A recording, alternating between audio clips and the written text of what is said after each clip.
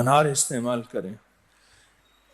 अनार लेते हुए ना ये सोचें कि हम बाहर की चीजें कितने की लेते हैं जिनको खाते हैं और खाने के बाद उल्टे डिकार आते हैं, और उल्टे डिकार आने के बाद रात को ख्वाब आते हैं। हमारे अंसारी साहब रहमतुल्लाह अलैह यहाँ सामने बैठते थे, वो फरमाते थे, हमारे एक बाबा जी थे, वो कहते थे एक दफा सुबह गुस्से में आ गए, मुझे जिन्नात इंजेक्शन लगा रहे थे, उठ के इसने हाथ मार दिया।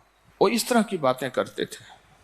तो अंसारी साहब फरमाते थे, भाई इसको आलू गोभी ना खिलाओ, इसको गैस उठता है, बादी उठती है, फिर ये इस तरह की बातें करता है।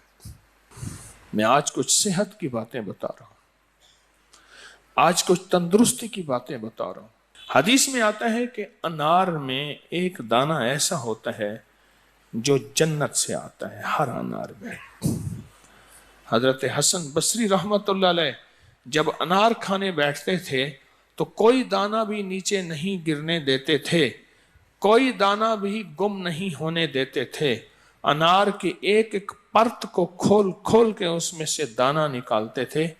फरमाते थे शायद ये दाना जन्नत का हो, शायद ये दाना जन्नत का हो, क्योंकि जन्नत में अनार के बहुत तस्करे हैं।